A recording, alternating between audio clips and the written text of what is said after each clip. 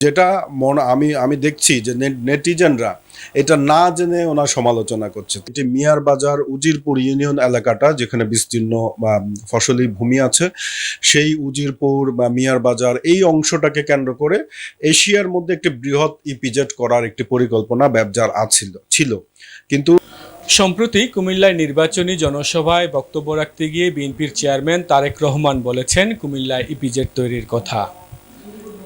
তারেক রহমানের সেই বক্তব্যের পর নানা রকম আলোচনা চলছে। কুমিল্লায় তো একটি ইপিজেড আছেই।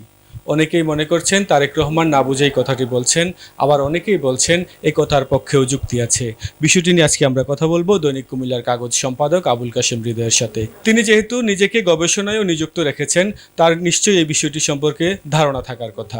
হৃদয় ভাই, তারেক রহমান বক্তব্যে বলেছেন কুমিল্লা ইপিজেড করার কথা। বিষয়টি নিয়ে নানা রকম আলোচনা চলছে। তারেক রহমানের এই বক্তব্যের পক্ষে কি কোনো যুক্তি আছে?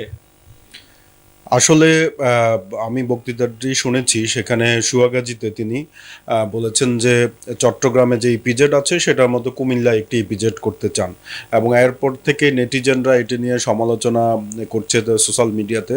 তারা বলছে যে কুমিল্লা ইপিজেড আছে এই কথাটি একটি দলের প্রধান জানেন না। আসলে বিষয়টি তেমন না, কারণ দলের প্রধান জেনেই বক্তব্য দিয়েছেন। আপনারা হয়তো জেনে থাকবেন যে চট্টগ্রামে 1980 সালে ইপিজেড হয়েছে। এটি বাংলাদেশের প্রথম ইপিজেড এবং এটি প্রধান ইপিজেড বলা হয়, এবং এটি এশিয়া অঞ্চলের মধ্যে অনেক বড় একটি ইপিজেড, যেখানে 235 কোটি মার্কিন ডলার প্রতি বছর রপ্তানি হয়। সেখানে প্রায় 450 একর এলাকা নিয়ে ইপিজেডটি আছে, এবং 501 সম্ভবত প্লট সেখানে আছে, এবং প্রায় 344টি কারখানা সেখানে চালু আছে।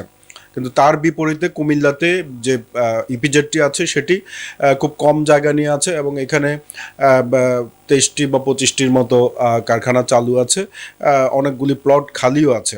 কিন্তু যেটা হচ্ছে যে আমাদের এই ইপিজেডটা স্থান সংকুলনের মতো না। এখানে এই জন্য গত 15 বছর আগে সম্ভবত আমি যখন কুমিল্লা বিমানবন্দর ইস্যুটিকে সামনে আনি কুমিল্লাবাসীর কাছে, যে ইস্যুটি এখন কুমিল্লাবাসীর কাছে সবচেয়ে জনপ্রিয় একটি ইস্যু, যে বিমানবন্দর পুনরায় চালু করা, সেটি চালু করার ব্যাপারে যখন কাজ শুরু করি, তখন আমি জানতে পারি যে সেখানে কুমিল্লাতে আরেকটি ইপিজেড করার একটি পরিকল্পনা চলছিল ব্যবজার মাধ্যমে, এবং এটি এশিয়া ডেভেলপমেন্ট ব্যাংক তারা এই ইপিজেডটি করতে চেয়েছিল, এবং সেটার জন্য তারা স্থান সার্ভে করেছে।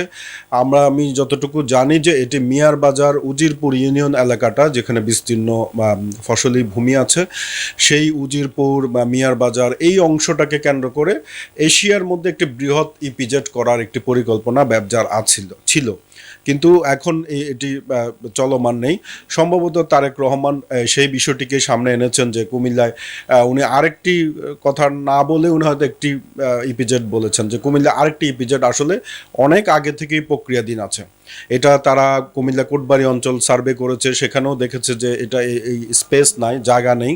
সেজন্য তারা 14 গ্রামের দিকে এটা দেখেছে যে 14 গ্রামে অনেক বড় জায়গা আছে উজিরপুর ইউনিয়ন অঞ্চলটা, সে কারণে সেখানে একটি ইপিজেড করার কথা সে সময় বিবেচনায় এসেছে। তিনি তো তার 14 গ্রামে যে বক্তব্য রেখেছেন সেখানেও ইপিজেডের কথা বলেছেন, কুমিল্লা এসে যে বক্তব্য রেখেছেন সেখানেও ইপিজেডের কথা বলছেন। তাহলে আপনি কি বলতে চাচ্ছেন যে 14 গ্রামকে নিয়ে যে পূর্বের পরিকল্পনা ছিল সেই দুটা পরিকল্পনার কথাই তিনি এখানে বলেছেন?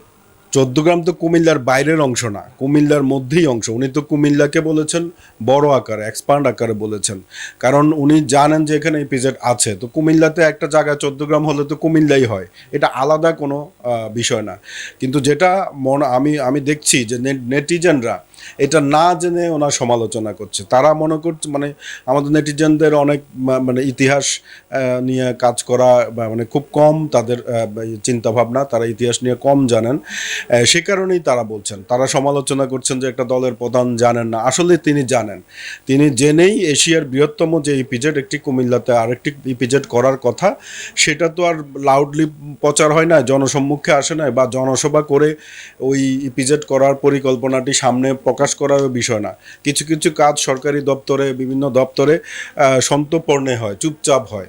আপনারা দেখেছেন যে কুমিল্লাতে কয়েকদিন আগে আমাদের কুমিল্লা উন্নয়ন কর্তৃপক্ষ কাজ হয়েছে, সেটিও মানে সন্তর্পণই হচ্ছে, মানে চুপচাপ কাজ হচ্ছে, এগুলির জন্য কেউ তদবির করে না, কিছু না, কিন্তু এই কাজগুলি স্বাভাবিকভাবে হয়। ঠিক তেমনি কুমিল্লাতে আরেকটি ইপিজেড করার জন্য চিন্তা ভাবনা করা হয়েছে, সার্ভে করা হয়েছে, এটা বললাম উজিরপুর এলাকাতে।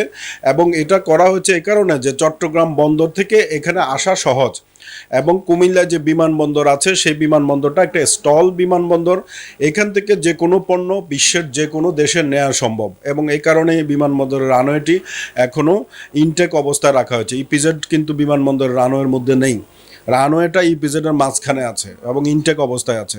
ফলে বিমানবন্দর চালু হলে এখান থেকে পণ্য রপ্তানি বিশ্বের যে কোনো দেশে রপ্তানি করা যাবে। এইটা আসলে সম্ভবত বিএনপির চেয়ারম্যান তারেক রহমান তিনি বলেছেন, কারণ তিনি উন্নত বিশ্বে অনেক দিন ছিলেন, তিনি জানেন যে এগুলির প্রয়োজনীয়তা কতটুকু, সেই প্রয়োজনীয়তার আলোকেই বলেছেন।